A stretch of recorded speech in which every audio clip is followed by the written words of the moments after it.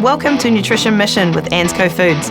My name is Megan Compain and I'm your host for the Season 2, Beef, Lamb and Basketball, where we will be bringing you nutrition and good health from New Zealand's finest beef and lamb.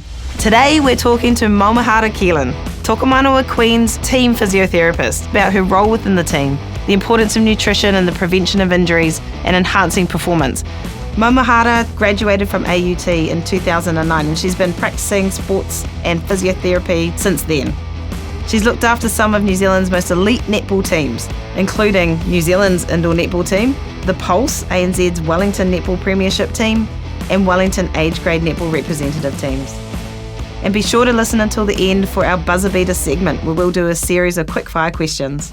So kia ora, Maumahara. It's lovely to meet you and welcome on board to the Tokomanawa Queens. Oh. We are so stoked to have you. How have you been? Good. I'm really, really excited about the season ahead. So, and excited about today as well. So, You must know some of the girls because you saw Tegan in the hallway and Yes. big cuddles. So I suppose we've been already practicing pre-season wise. So, I've met even last night. So the imports arrived. So I've met everyone. So Amazing. it's kind of like, yes, I feel ready for the season. Yeah. I just love. They're all amazing. So and that's a good thing, I suppose. Working in a professional environment, you want the girls to have a good rapport, a trusting rapport, so they can trust you, especially as a physio. You know, where I'm looking it's after such a them. critical role. I always That's talk right. about the physios that I've seen, the really amazing ones. You're in this moment of real trust with a physio. You're often on a table alone. You've probably just had a tough training. You might be feeling certain ways. You almost become a bit of a team psychologist. Yeah, I suppose for me, like I'm a proud mum. I've got 3 girls. Again, I'm really good with women. Like you were saying, I've worked with netball. Basketball, this is my first time working with basketball, so I'm so excited. Oh, I'm glad to get you over on the other side. My baby plays basketball and she's like a huge fan of the Queens. And when she heard that I'm taking care of them, it was like, my mum's like the best. I'm an unapologetic basketball over netballer, so anyone that we can convert over to from the dark side.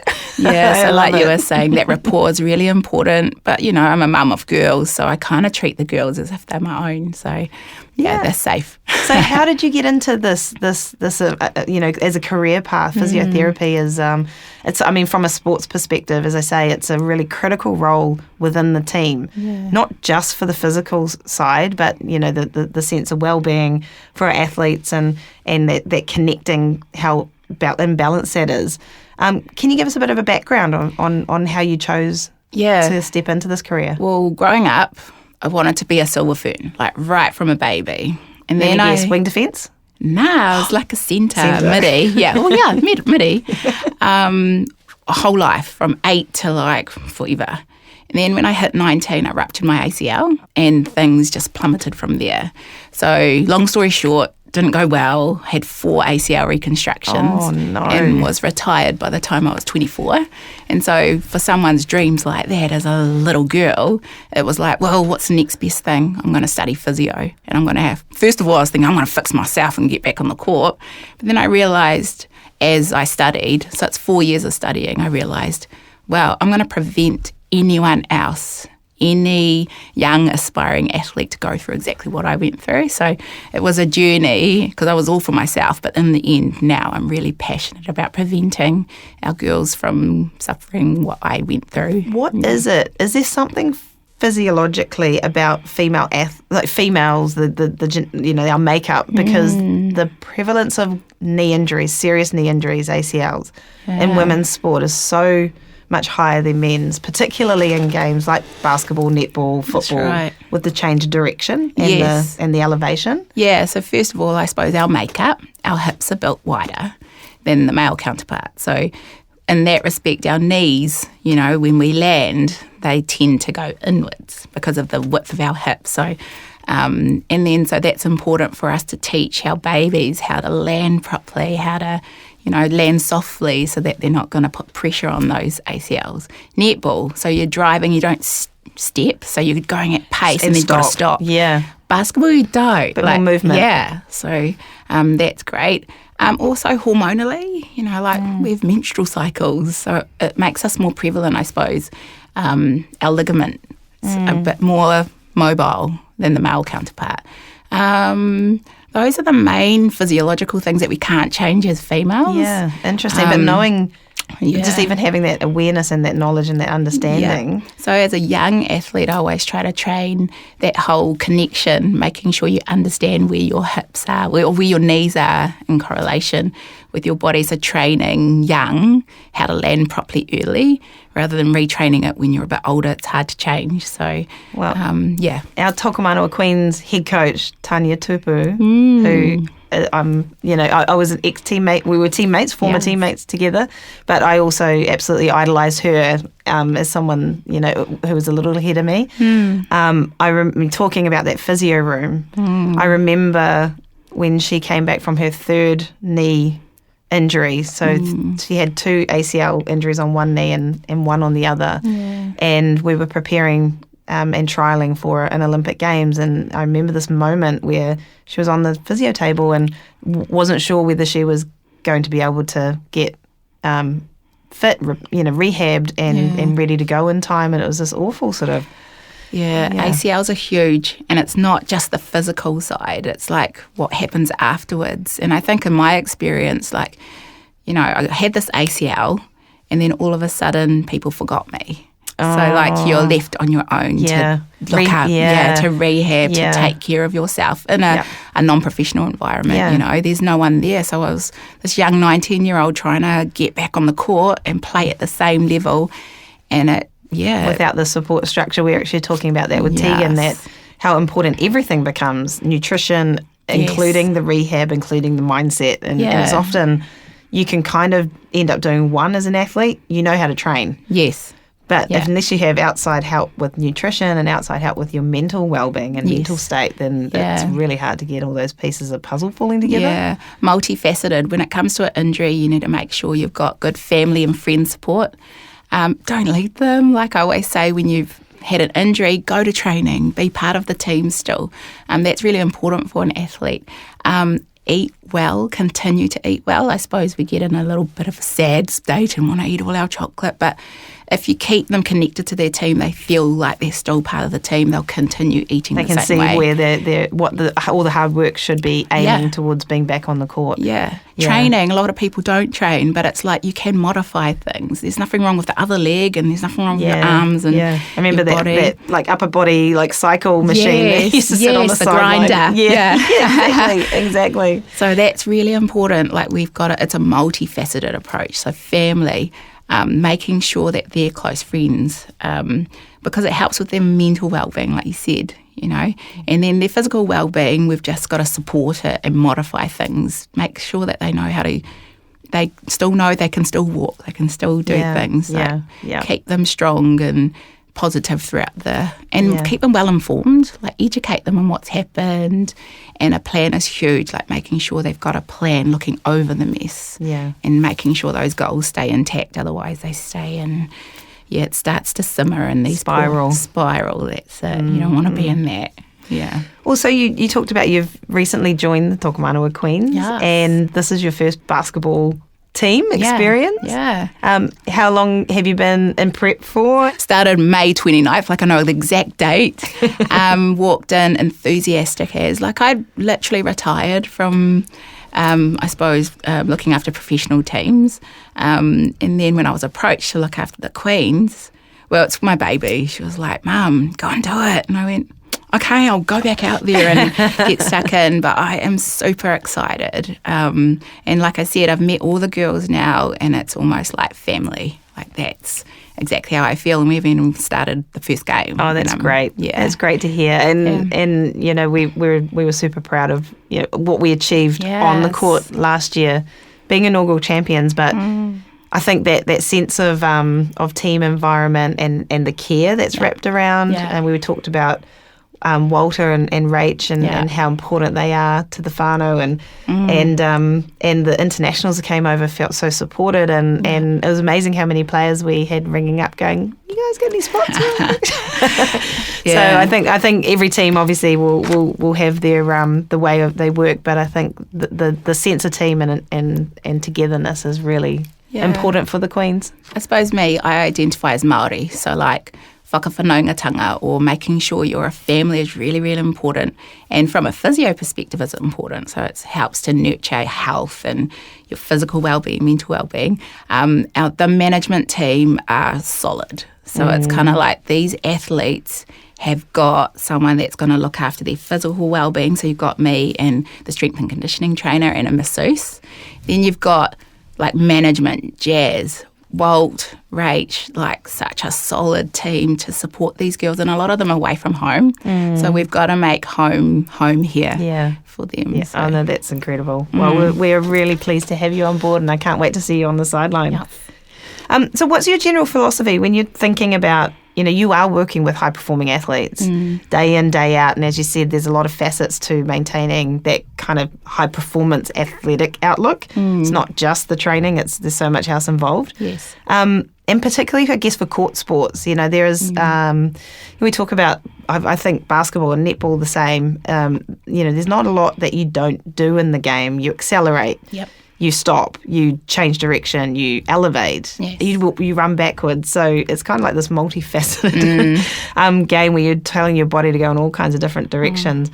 What's your philosophy for maintaining that kind of like a high-performing, strong body? Yeah, maintenance. I suppose you need to be strong for your sport. So when I think about the young athletes, they play lots of basketball, but that whole strength and conditioning component is still very new. So we need to make sure your body is in the right position for the sport. So you've got to, look at it in a different perspective. Is my body ready for basketball rather than I'm playing basketball? And my body better be come along for the ride. Yeah, so prepare yourself. It's kind of like if you're going away on a long trip, preparing for a long trip in a car, you wouldn't just go on empty, right? Yeah. You'd fuel your body correctly.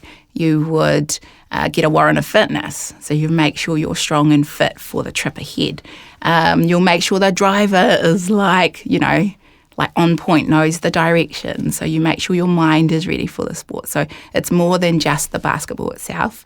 Make sure your body is physically, mentally, I suppose spiritually and socially ready for this game. That's my key thing. Yeah, you talked about fueling just then, and the reason we're even sitting here having this talanoa is Ansco Foods come on board, principal partner, front of jersey, love it. Such a key partner for the Tokomanawa Queens, and we're so excited to have them on board.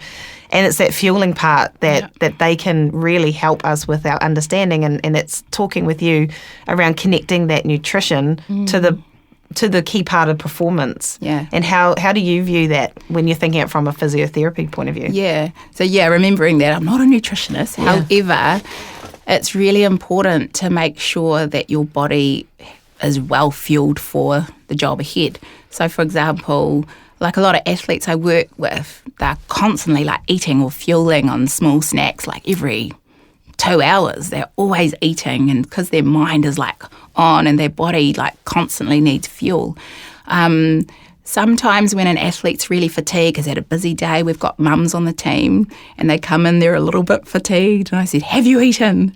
It's really, really important. I suppose for a female athlete, it's even more important. So, we have menstrual cycles, so we need iron, and iron is, we need iron from, I suppose, red meats, and we need protein to help with our muscle recovery and our muscle building, and we need to stay hydrated. So there is that facet as well to make sure you're a complete athlete. So fuel is probably the most important thing next door to your physical well-being as well. Yeah. What about what role you just mentioned it before around that kind of protection almost, and Tegan talked about it earlier with the food that you choose to eat and when you choose to eat it, it becomes part of the sort of prevention of injury. Yeah, I agree. Like I was saying at the beginning, when you get an injury, we tend to fall into a little bit of sadness, and we just fall off the boat, and we forget about our nutrition. But it's even more important when you're injured. We need to make sure that you're providing fuel for your body to heal. And same thing when you're not injured. You've got to provide fuel so that you can be the best engine, the best, physical athlete out there. So food is huge. It's huge, yeah. So while we don't have a nutritionist as a specific or specialised nutritionist with the team currently, do have Ansco Foods, our great partner, who will be maybe calling on for some advice and listening to podcasts and things like that. All the content and the assets that they put out there, which is great, particularly in support of young athletes. Do you think our players get it right? The balance? It's hard. Yeah. Life. You know, it's hard. We try. And I suppose with the Queens, we make sure there's food available, fuel available all the time for our athletes. So they turn up, there's food there. When they finish, there's food there. So we try to surround it because they're busy. We've got lives before training. So we try to make sure that the food there is helping with their optimal performance, I suppose. Well, that's a professional environment then, isn't it? That is something, as you say, that's not probably required in the license agreement for the franchise to have to, to be allowed to have a team here. Is that you provide food before and after training, and I'm sure the other teams are doing it as well. But it's such a, as you say, if I was an athlete now and I was running in from your job or your home or your kid and the last thing you've done is fuel. That's right. And you have something available. That means so much, doesn't it? Yeah, and you're susceptible for injury. Like your mind is probably not focused on the task ahead.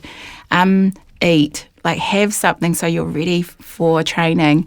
Even my little one, she finishes school at 3, she'll have netball training at 3:30. I'll turn up with like sushi or something just so she's got a little bit of fuel. Not more bars like we used to have. Or McDonald's, drive through. But a couple nuggets here. Yeah. But I make sure like there's something with a bit of protein in there just for her and afterwards. So I'll kind of get a snack so she has a little bit before training and then she can eat the rest after training. So it's getting that fuel in like within 30 minutes of exercise. So I always say a bit before and as soon as you finish, get it in. You've got 30 minutes, 45-minute window to kind of get some protein in to replace and help with the healing and function of your muscles, I suppose. The lactic acid that builds up. We talk about that, I guess, particularly for young women, there's so much pressure on what they're eating. Yes. Probably when you get to my age, it's when you're eating. It becomes more of a conversation. Intermittent fasting. Doesn't work. I don't know. It hasn't worked for me yet.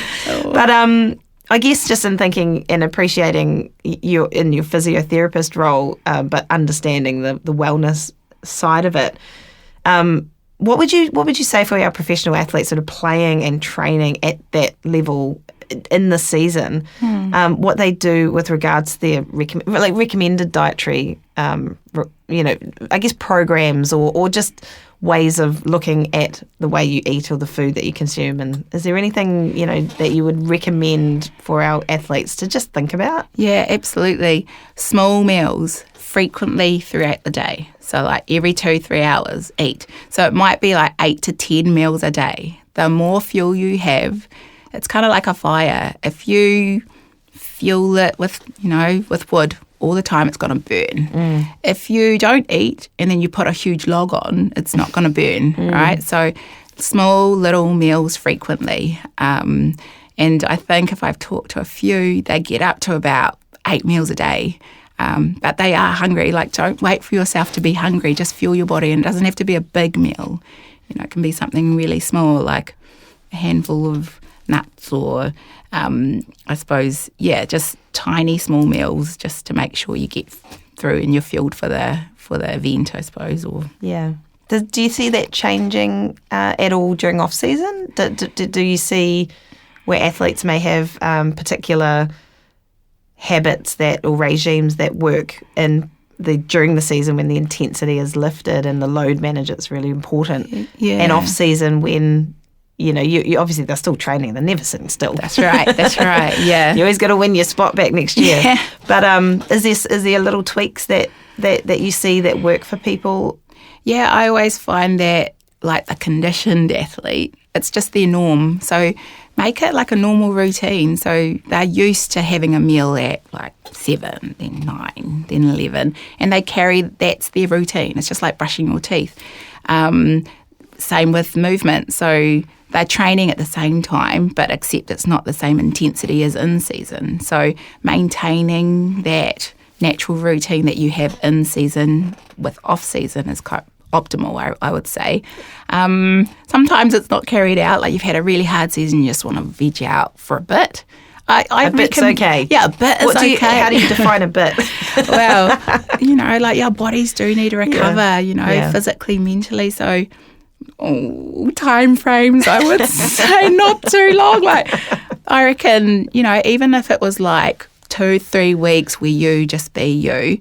But I know that I suppose they're so used to exercising, they'll probably still doing be something. Active. Yeah. So it's just I always think after that 3 week, it's really hard to kind of get back to things. So I always say like 2 to 3 weeks is a goodie. Yeah. Just being mindful. Be mindful, yeah. But 80-20, that's what I always think. You know, you can, 80% of you can like train hard, eat well, but there's that 20%, that's really important. Especially for young people, right? And I think that's the thing, isn't it? There's so much pressure. Yes. Particularly on these high-performing athletes. Yeah. And I do believe basketball, we will feel that. Yeah. We haven't had that professional environment historically, but we are now in this professional environment. We want it to continue. Yes. Long may it continue. Yeah. Having great partners like Ansco Foods on board will help it continue. But we need that balance. Like they're young people as well that do require that opportunity to switch off. I always think 100% will not last. Like if you're just strict every single day, it won't last. 80-20 is healthy. Like you can train hard, eat well. You can also like relax and go out for dinner with your mates, have a wine, it's balance, and life is all about balance. So that's my theory. Well, you kind of just answered my last question here, so I'm going to put you on the spot to think of something else, because that would otherwise be a fantastic place to stop. What advice would you give to our inspiring young, particularly our young wahine athletes that might be listening today? Be strong. Be strong for your sport, physically, mentally. So stay in touch with your mates. Go, make sure your family are close to you. So be strong physically, mentally. Learn about your foods. Like you can ask questions to people. Make sure you're fueling your body. You want to be able to move well for whatever sport you wish to pursue, and just enjoy yourself. Make sure you enjoy yourself. Rest is really important as well. So make sure you're getting enough sleep, quality sleep, I suppose. So there's so many phones out there. You kind of just want to have quality sleep as a young one. Hydration, like getting enough water. But those are the main It's quite simple things to live by, aren't they? Yeah. But sometimes you just need that reinforcement. Yeah, and an athlete does that as well. Support. So it's good to pass this knowledge on to our babies who are up and coming, watching these girls on court, and they're like, wow, I want to see what they do and what they eat. And that's the most important thing, follow these athletes, and they're a good mentor for these babies as well. So. 100%. Yeah. I'm so proud of our Tokomanawa queens, and I can't wait to see them on the court this year. And I love talking to you today. I couldn't help thinking back, and it's going way back to my time in that environment, in similar environments. And the thing that's come through in talking to you that never was talked about then is well-being. Yes. And you're a physiotherapist. So by definition, you're talking about knees and ankles and hips and shoulders and necks, and had all that support. Yeah. But no one was talking about that in your well-being. Yeah, I suppose, again, I'm a Māori physiotherapist, and I look at things a little bit different. So, Māori health is your physical well-being, your mental well-being, your identity, knowing where you come from, your whakapapa, family. So if all four walls, so te whare tapawhara is like, basically, if all four walls of your house are strong, then you are strong. So I think I practice as that. That's how I practice naturally without being taught at AUT. Yeah. It's just something that oozes out of me. So that's important, making sure your house is strong for sport. I would have loved you to be my physio. Yeah, and I love these girls. It's kind of like having extended. Yes, extended little whānau. tamariki. I love it. And sometimes they can act that way. You have to Yes. put them in their place. Exactly.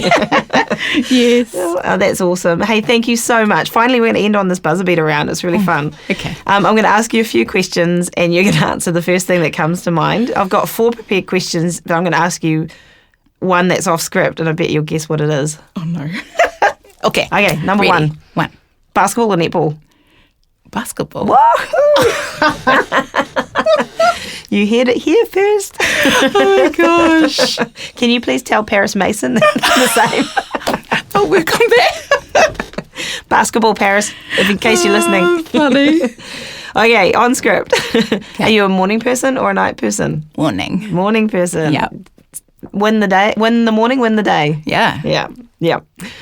What's your favourite hobby that's not sport? At the moment, I like playing the guitar. Oh, really? Yeah. Now, you did say you started on the 29th of May, so I'm sure you have one already because this happens in all sports teams, but what's your nickname on the team? That's funny. I did have one player call me Auntie. I've had like about 4. Say, Kia Wow. Auntie. So at the moment, and I've had like 2 call me Mama Mo. So I'm happy with Auntie or Mama Mo, and yeah, that's awesome. I like Mama Mo. And the last question, what's the best piece of advice, life advice, that anyone has ever given you? Sorry. So my piece of advice that someone taught me was always be kind. Like, we don't know what other people have gone through. You know, you don't know what their day's going through. But the other day, my oldest girl, she's 23, she said like an amazing one. And she says, you're never going to be this young tomorrow, so just do it, Mum. Wow. Yeah, so I love that. A little bit of seize the day in modern Yes. context. Well, it has been an absolute pleasure talking to you, and I cannot wait to see you on the court with the Queens, our latest Queen. We've reached the end of the second podcast for Nutrition Mission with Ansco Foods, Season 2, Beef, Lamb and Basketball. Thank you so much, Maumahara. It was great to talk to you. Thank you for joining us, and thank you for tuning in to Nutrition Mission with Ansco Foods. If you enjoyed this podcast and want to find out a little bit more, head to anscofoods.com/queens for more insights and news. Make sure you tune in next time where we'll be talking to Jordan Hamlin, Tokomanawa Queen's strength and conditioning coach, about his role in the team and enhancing the performance of the players to be the best they can be. And make sure you tune in next time, we're going to be talking to Maya Dodson. Cannot wait. Maya played forward in the WNBA team, the Phoenix Mercury. She played college ball at Notre Dame. Big time school. Maya has just joined the Tokomanawa Queens this season, our latest import, and we look forward to her sharing her journey with us. But now it's time for me to bounce. Until next time.